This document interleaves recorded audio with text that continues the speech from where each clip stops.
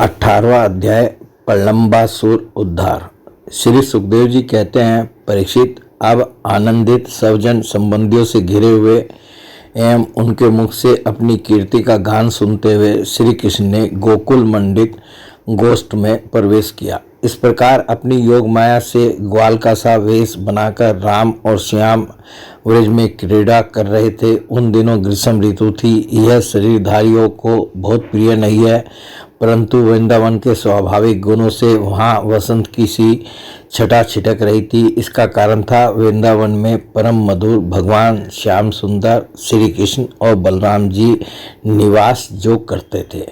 झिंगुरों की तीखी झंकार झरनों के मधुर झरझर में छिप गई थी। उन झरनों से सदा सर्वदा बहुत ठंडी जल की फुइयाँ उड़ा करती थी, जिनसे वहाँ के वृक्षों की हरियाली देखते ही बनती थी। जिधर देखिए हरी हरी दूर से पृथ्वी हरी हरी हो रही है। नदी, सरोवर एवं झरनों के लहरों का स्पर्श करके जो वायु चलती थी, उसमें लाल, पीले, नीले, तुरंत के खिले हुए, देर के खिले हुए, कलहार और उत्पल आदि अनेकों प्रकार के कमलों का पराग मिला हुआ था। इस शीतल, मंद और सुगंध वायु के कारण वनवासियों को गर्मी का किसी प्रकार का क्लेश नहीं सहना पड़ता था। न दावाग्नि का ताप लगता था और न तो सूर्य का घाम ही। नदियों में अगाध जल भरा हुआ था। बड़ी बड़ी लहरें उनके तटों को चूम जाया करती थी। वे उनके पुलिनों से टकराती और उन्हें स्वच्छ बना जाती। उनके कारण आसपास की भूमि गीली बनी रहती और सूर्य की अत्यंत उग्र तथा तीखी किरणें भी वहाँ की पृथ्वी और हरी भरी घास को नहीं सुखा सकती थी। चारों ओर हरियाली छा रही थी। उस वन में वृक्षों की पात फूलों से लद रही थी। जहाँ देखिए वहीं से सुंदरता फूटी पड़ती थी। कहीं रंग बिरंगे पक्षी चहक रहे हैं, तो कहीं तरह तरह के हरिन चौंकड़ी भर रहे हैं, कहीं मोर कूक रहे हैं, तो कहीं भोरे गुंजार कर रहे हैं, कहीं कोयले कूक रही हैं, तो कहीं सारस अलग ही अपना आलाप छेड़े हुए हैं। ऐसा सुंदर वन देखकर श्याम सुंदर श्री कृष्ण और गौर सुंदर बलराम जी उसमें विहार करने की इच्छा की। आगे आगे गौ में चली, पीछे पीछे ग्वाल बाल और बीच में अपने बड़े भाई के साथ बांसुरी बजाते हुए श्री कृष्ण। राम, श्याम और ग्वाल बालों ने नव पल्लवों, मोरपंख के गुंछों, सुंदर सुंदर पुष्पों के हारों और गेरू आदि रंगीन धातुओं से अपने को भांति भांति से सजा लिया। फिर कोई आनंद में मग्न होकर नाचने लगा, तो कोई ताल ठोककर कुश्ती लड़ने लगा और किसी किसी ने राग अलापना शुरू कर दिया। जिस समय श्री कृष्ण नाचने लगते, उस समय कुछ ग्वाल बाल गाने लगते और कुछ बांसुरी तथा सिंगी बजाने लगते।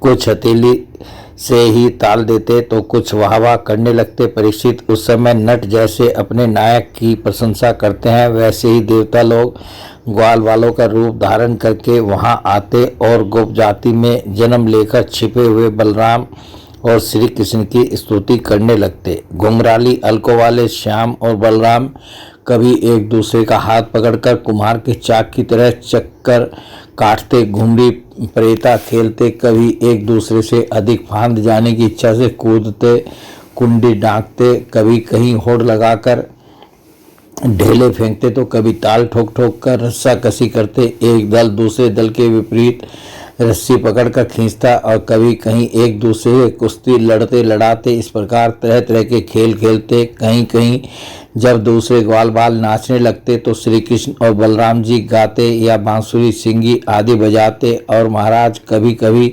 वे वाह वाह कहकर उनकी प्रशंसा भी करने लगते। कभी एक दूसरे पर बेल, जायफल या आंवले के फल हाथ में लेकर फेंकते, कभी एक दूसरे की आंखें बंद करके छिप जाते और वह पीछे से ढूंढता। इस प्रकार आंख मिचौनी खेलते। कभी एक दूसरे को छूने के लिए बहुत दूर दूर तक दौड़ते रहते और कभी पशु पक्षियों की चेष्टाओं का अनुकरण करते। कहीं मेंढकों की तरह फुदक फुदक कर चलते, तो कभी मुंह बना बनाकर एक दूसरे की हंसी उड़ाते। कहीं रस्सियों से वृक्षों पर झूला डालकर झूलते, तो कभी दो बालकों को खड़ा कराकर उनकी बाहों के बल पर ही लटकने लगते। कभी किसी राजा की नकल करने लगते। इस प्रकार राम और श्याम वृंदावन की नदी, पर्वत, घाटी, कुंज, वन और सरोवरों में वे सभी खेल खेलते जो साधारण बच्चे संसार में खेला करते हैं। एक दिन जब बलराम और श्री कृष्ण ग्वाल बालों के साथ उस वन में गौवें चरा रहे थे, तब ग्वाल के वेश में पल्लम नाम का एक असुर आया। उसकी इच्छा थी कि मैं श्री कृष्ण और बलराम को हर ले जाऊं। भगवान श्री कृष्ण सर्वज्ञ हैं, वे उसे देखते ही पहचान गए। फिर भी उन्होंने उसका मित्रता का प्रस्ताव स्वीकार कर लिया। वे मन ही मन यह सोच रहे थे कि किस युक्ति से इसका वध करना चाहिए। ग्वाल बालों में सबसे बड़े खिलाड़ी, खेलों के आचार्य श्री कृष्ण ही थे। उन्होंने सब ग्वाल बालों को बुलाकर कहा, मेरे प्यारे मित्रों, आज हम लोग अपने को उचित रीति से दो दलों में बांट ले और फिर आनंद से खेलें। उस खेल में ग्वाल बालों ने बलराम और श्री कृष्ण को नायक बनाया। कुछ श्री कृष्ण के साथी बन गए और कुछ बलराम के। फिर उन लोगों ने तरह तरह से ऐसे बहुत से खेल खेले जिनमें एक दल के लोग दूसरे दल के लोगों को अपनी पीठ पर चढ़ाकर एक निर्दिष्ट स्थान पर ले जाते थे। जीतने वाला दल चढ़ता था और हारने वाला दल ढोता था। इस प्रकार एक दूसरे की पीठ पर चढ़ते चढ़ाते श्री कृष्ण आदि ग्वाल बाल गौवें चराते हुए भांडीर नामक वट के पास पहुंच गए। परीक्षित, एक बार बलराम जी के दल वाले श्री दामा, वृषभ आदि ग्वाल बालों ने खेल में बाजी मार ली। तब श्री कृष्ण आदि उन्हें अपनी पीठ पर चढ़ाकर ढोने लगे। हारे हुए श्री कृष्ण ने श्री दामा को अपनी पीठ पर चढ़ाया। भद्रसेन ने वृषभ को और पल्लम ने बलराम जी को। दानव पुंगव पल्लम ने देखा कि श्री कृष्ण तो बड़े बलवान हैं, इन्हें मैं नहीं हरा सकता, अतः वह उन्हीं के पक्ष में हो गया और बलराम जी को लेकर फुर्ती से भाग चला। पीठ पर से उतारने के लिए जो स्थान नियत था उससे आगे निकल गया। बलराम जी बड़े भारी पर्वत के समान बोझ वाले थे। उनको लेकर पल्लम्बासुर दूर तक न जा सका। उसकी चाल रुक गई। तब उसने अपना स्वाभाविक दैत्य रूप धारण कर लिया। उसके काले शरीर पर सोने के गहने चमक रहे थे और गौर सुंदर बलराम जी को धारण करने के कारण उसकी ऐसी शोभा हो रही थी मानो बिजली से युक्त काला बादल चंद्रमा को धारण किए हुए हो। उसकी आंखें आग की तरह धधक रही थी और दाढ़ें बहुओं तक पहुंची हुई बड़ी भयावनी थी। उसके लाल लाल बाल इस तरह बिखर रहे थे मानो आग की लपटें उठ रही हों।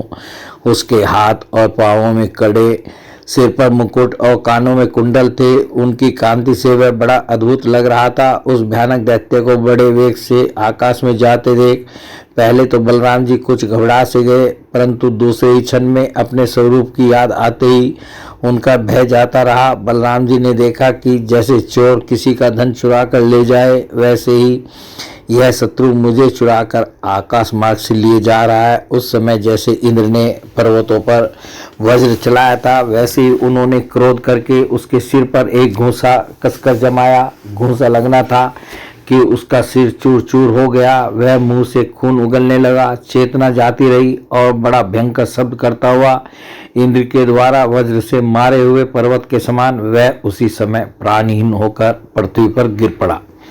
बलराम जी परम बलशाली थे। जब ग्वाल बालों ने देखा कि उन्होंने पल्लम्बासुर को मार डाला, तब उनके आश्चर्य की सीमा न रही।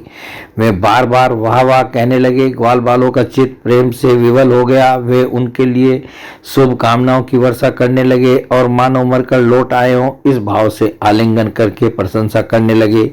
वस्तुतः बलराम जी इसके योग्य ही थे। पल्लम्बासुर मूर्तिमान पाप था। उसकी मृत्यु से देवताओं को बड़ा सुख मिला। वे बलराम जी पर फूल बरसाने लगे और बहुत अच्छा किया इस प्रकार कहकर उनकी प्रशंसा करने लगे। बोले भगवान श्री कृष्ण की जय।